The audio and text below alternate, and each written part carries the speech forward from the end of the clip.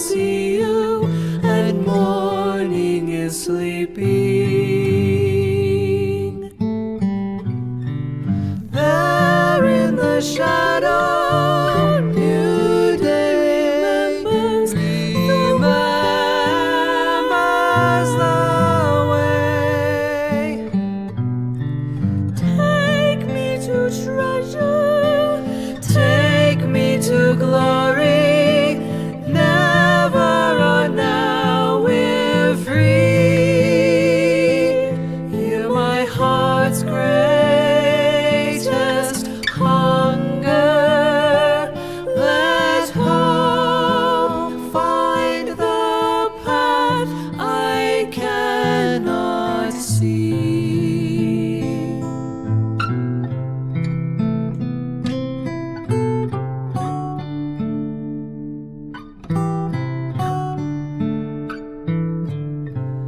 Wake in the darkness, don't make a whisper, carry only memory. There when you find the last of your courage, ruin becomes your treasury. Take back your treasure, give back your glory, leave all your hunger. There in the twilight, leave all your past behind.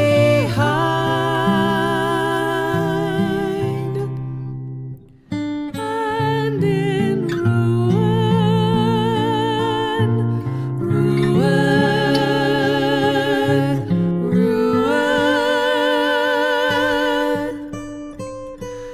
you are free.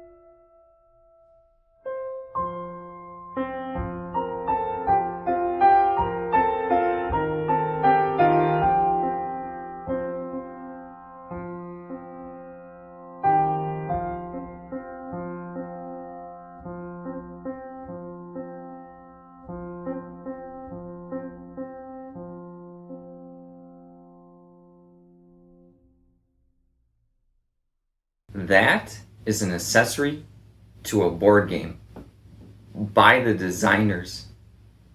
Woo! A side quest. Sleeping Gods is one of the greatest board games I've ever had the pleasure of experiencing. It's a journey with no destination, but every destination is a journey. You're trying to find home. But what if you don't want to go home? What if every destination you find is home? That's the thing about this game. You get to choose what the journey is. You get to choose when you want to go home. You get to choose if you go home. This isn't a board game. No. This is art. This is a masterpiece. This is a journey. But what is Sleeping Gods? Sleeping Gods is an adventure book game where you're going on adventures within locations with a crew of vivid characters and treasure. No, just because there's islands and treasure doesn't make it a pirate game. Now, where was I? Oh yeah, all of the choices you make affect the characters and the plot of the game and may help or hinder your chances of going home. Sounds pretty simple, right? Well, it kinda is. Now, before I show you how to simply play this game, let's go ahead and talk about all of the components. You have your cast, your whole crew, and then my personal favorite is the captain herself, Sophia Odessa. She makes sure that there is no mutiny on the ship.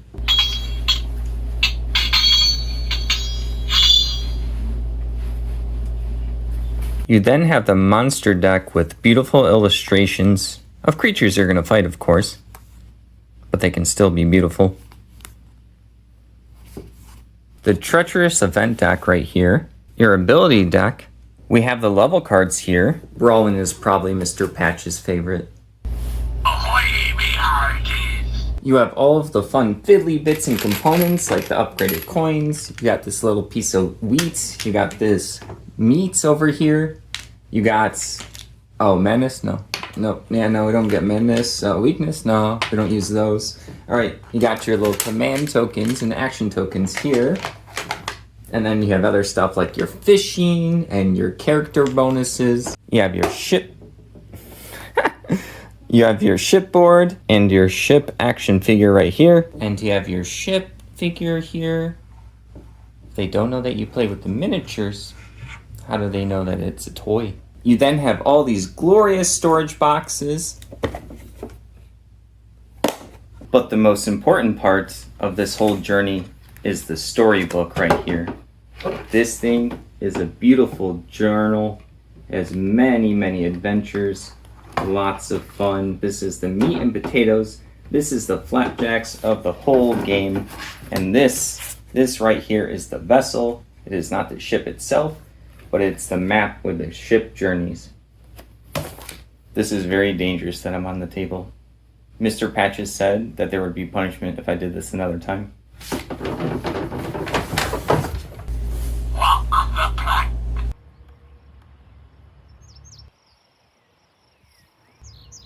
Alright, now it's time to learn how to play the game. First up, you dole out the whole crew to everyone. Every character always gets played. I guess Mr. Patches is kind of out punishing people, so I'm just going to play everyone right here. You grab your glorious starting equipment cards.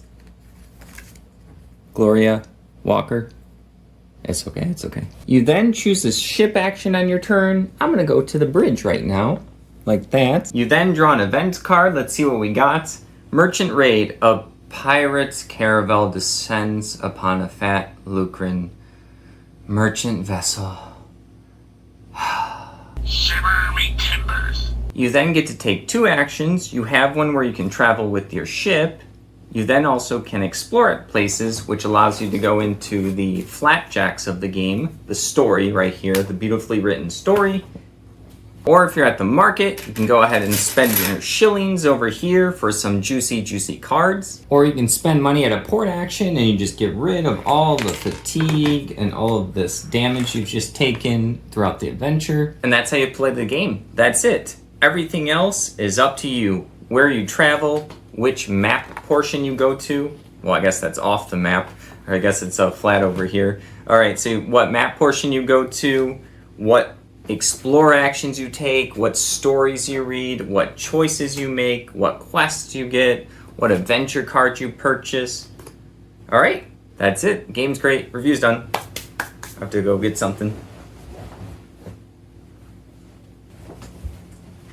What? What do you mean? No, I told you. I was done. What am I doing?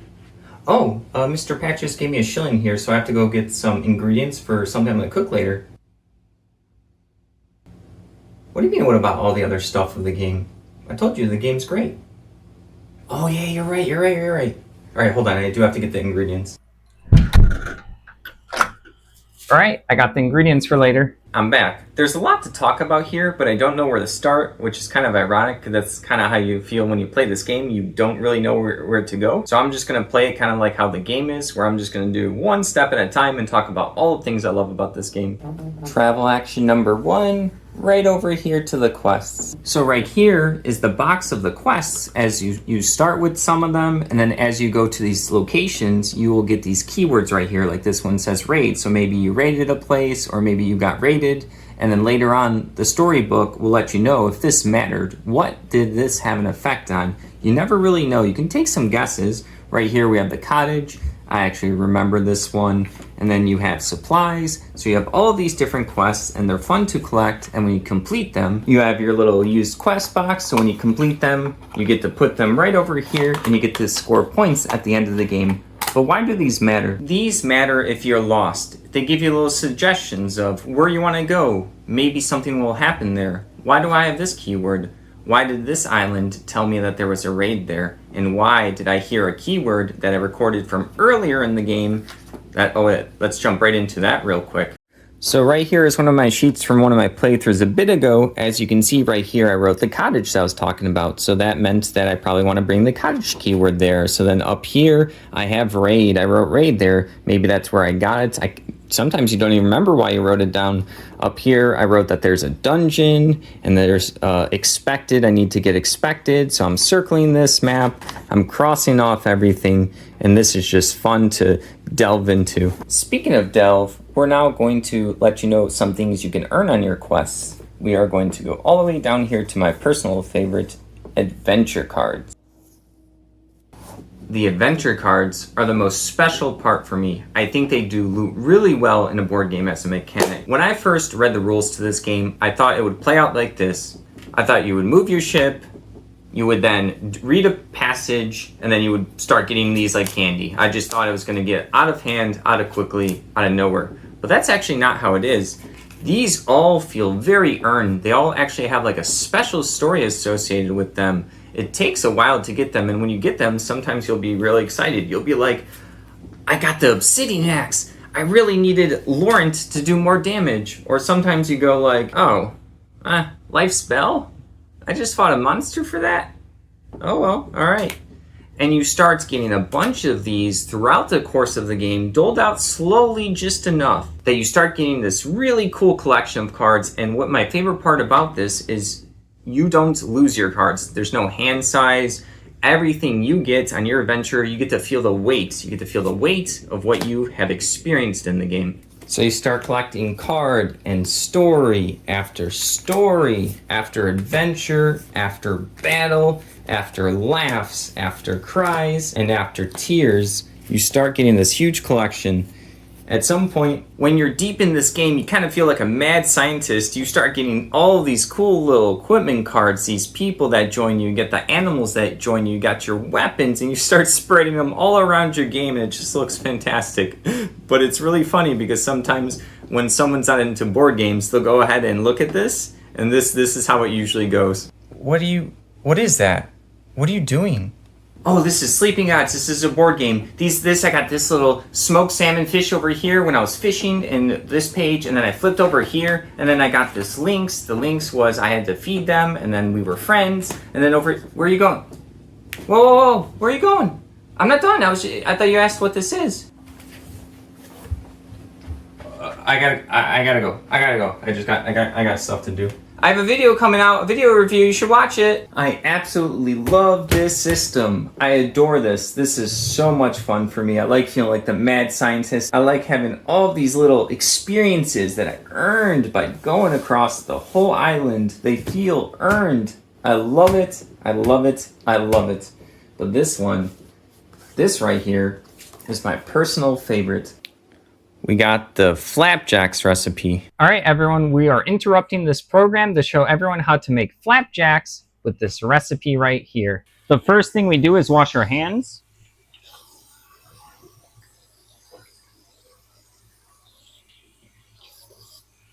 You grab a big mixing bowl like this. You then add a cup of the pancake mix that you have. Careful not to spill like me. Like that right there. Pour it into the mixing bowl. Then add 3/4 cup into the mixing bowl of water. Then you're going to want to mix it until the lumps go away. So just keep mixing and mixing. So it looks like we're good over here, like that. I'm then going to get my baking pan and put 2 tablespoons of butter over here, like that. You can do less if you want. I'm going to turn the heat on to about 4 right here, so it's not too hot. It's not like the highest, but it's right there in the middle. Just going to stir this around. Just wait until it melts all over the place so it doesn't stick to the bottom. Looks like we're making good progress, but we're going to spread it all around the edges. This might have been too much butter, but I'm going to go with it. All right, I definitely think we put too much butter in, so I'm going to slosh this around and I'm going to go ahead and remove that extra. We're then going to change the heat up to 6 over there. We're then going to make little pancake puddles with our mix, so we're going to go ahead and put a little bit here. I'm trying to make a couple. So we got 1 there. We're going to get 1 right over here. They're going to be touching. Let's see, we got a 3rd one over here. And let's see if we can make a last one over here. We're going to wait until it gets a little bit of bubbly on the top, and then we're going to flip them over.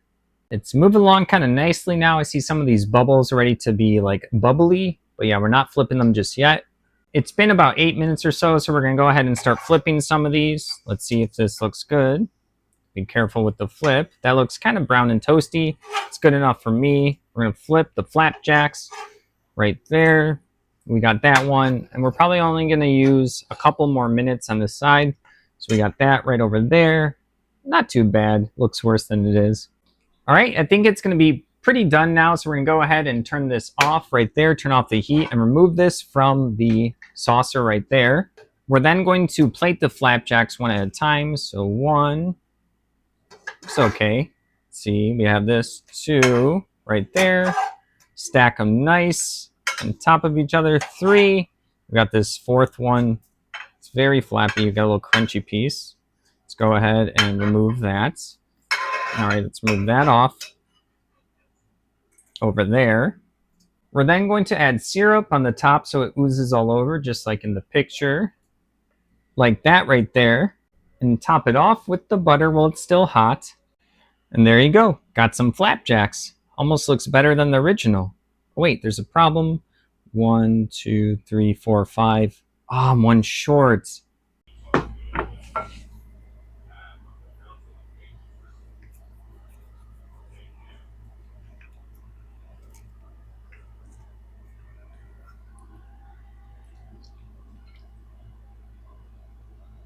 It's delicious.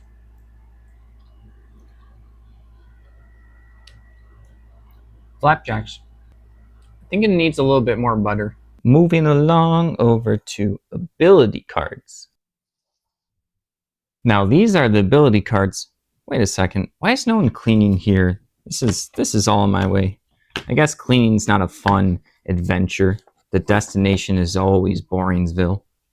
These are little abilities that you purchase when you're at port actions. They have these little symbols right here. This one's savvy. So when you purchase them, you put them under one of your characters here, and now they get to have more of that for challenges. We'll get to challenges in a moment, but they'll give you cool effects. This is a bandage. It allows you to restore 2 health to this crew member when you want to use it as an instant. Right over here, we have maintain. You get to repair 1 ship damage. So you get to build up your characters with their little abilities, and it's a lot of fun. But like I said, they also work with challenges. Challenges are usually when you explore spots on these islands, and then you go ahead and you go into the book. You keep reading and reading the story until at some point it might say, make a savvy challenge check. You need to get a certain number. It might be 9, right? So your characters, you'll pick which characters are going onto that challenge with their fatigue tokens.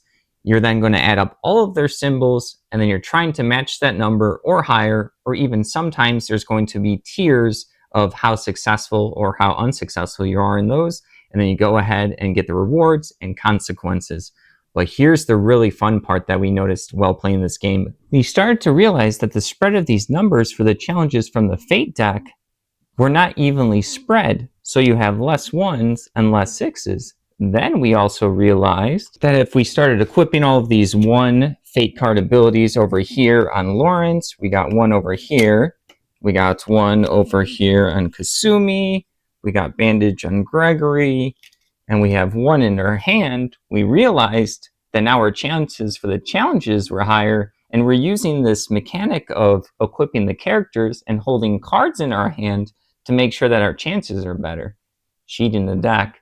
But this is how it usually plays out. All right, what challenge do we have here? All right, it's going to be a Savvy 3 check. Awesome. I have all of the 1 Fate cards in my hands. I have all of them on the characters. There's only 1 in the deck. We have 1 Savvy right now. So all we need to get is a 2 or higher. We have 75 6s, 75 5s, 75 4s, 74 3s, no 2s, and we have 1 1. So yeah, our odds are pretty good right here not to get a 1. Let's go ahead and see. 1? Again? Why does this keep happening? Patches, I have to go to the washroom real quick. I'll be right back.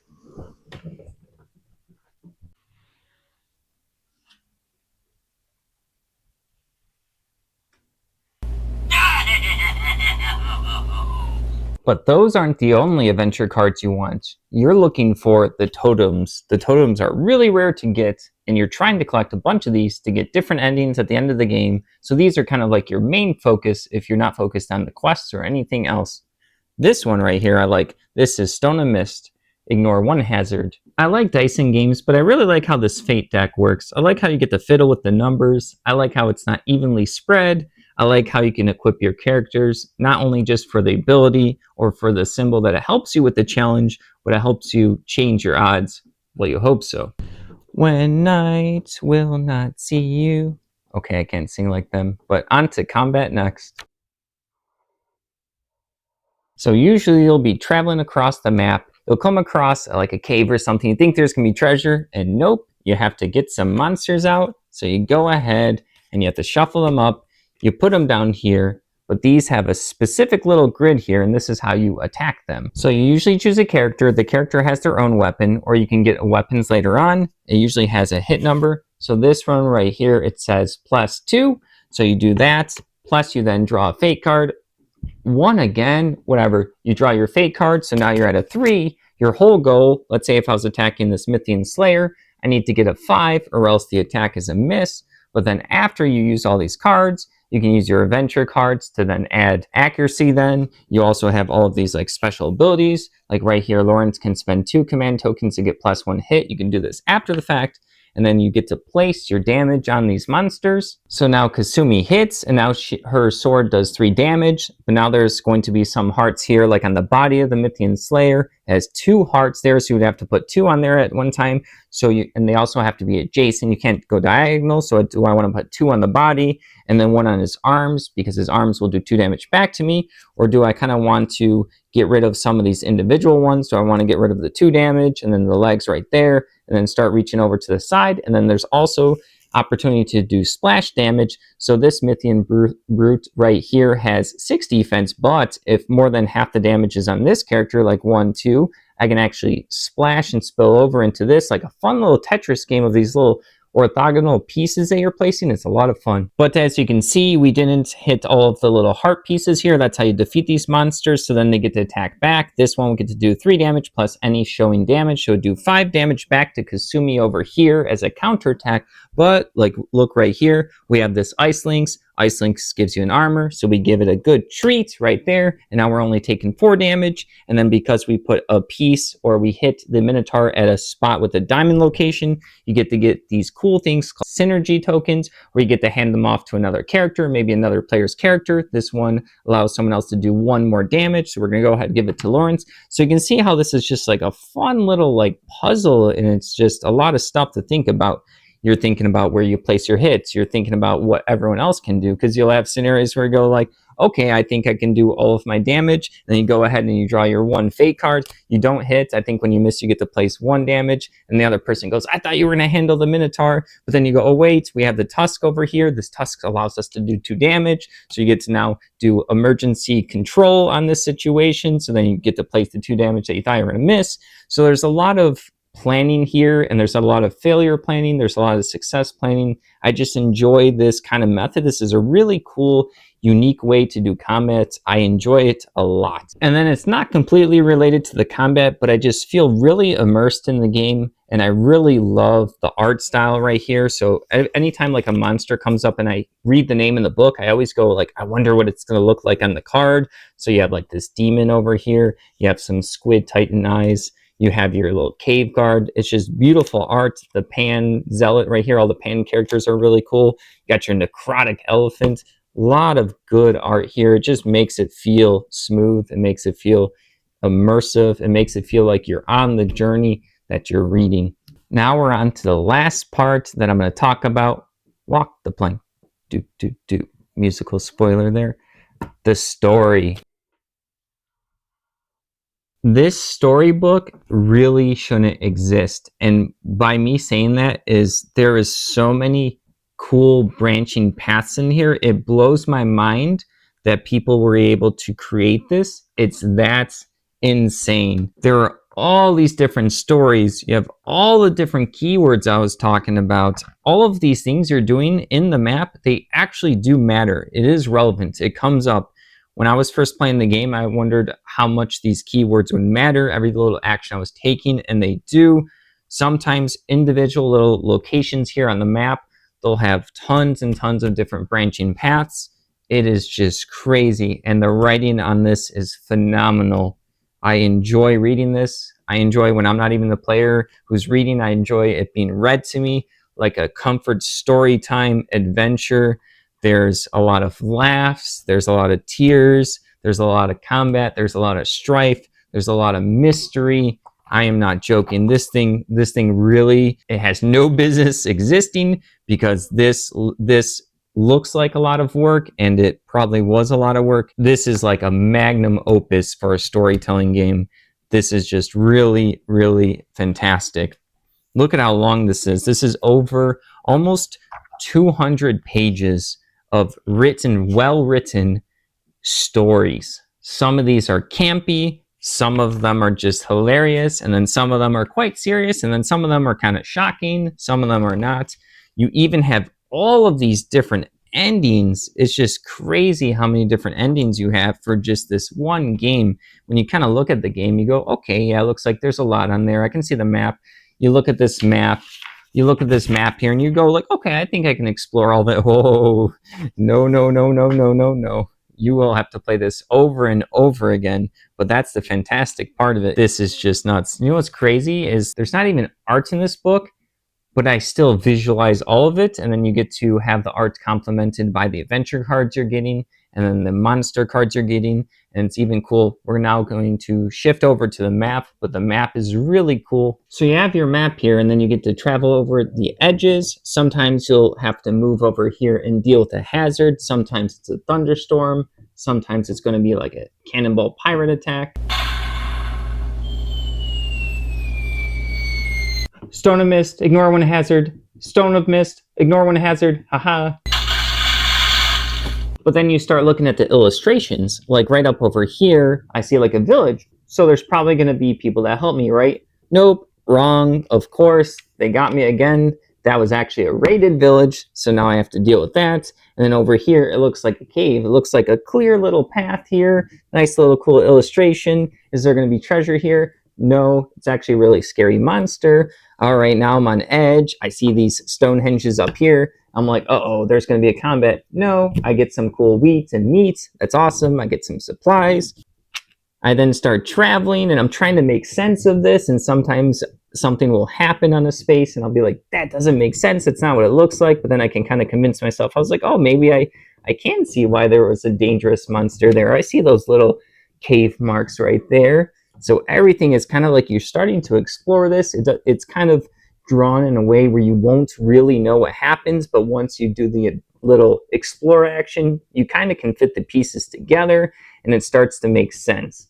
It's a lot of fun going through this. It's just a lot of fun to take your ship and then go ahead and travel across this whole world of sleeping gods. There's different towns, there's different villages, there's different islands. There's all these like volcanoes. There's Lucra City. That's a really interesting city with, of course, a lot of quests and totems and stories. And then some of these islands on the map, they're drawn in a way where you have like a section of the map. So sometimes when you're like traveling up, you'll have like the rest of it, like right here, you have the rest of the island on a different page.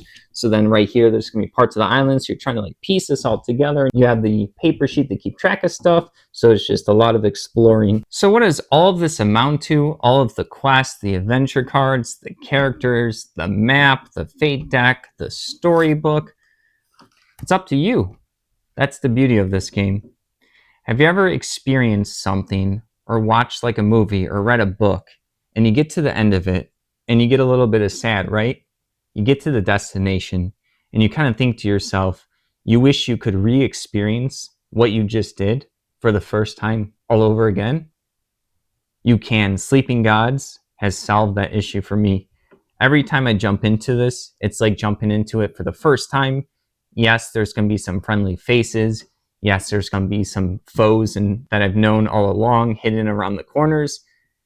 But it's just such a fantastic game that you get to actually experience the first experience over and over again. Because I was given such a great journey and I really learned the lesson of how amazing a journey can be, I thought I would take my own journey, and I do apologize everyone for what they're about to see, but I decided to make my own journey. I'm not musically talented, and I cannot sing, and I cannot dance, but I thought, why not just try my own journey of making my own music video?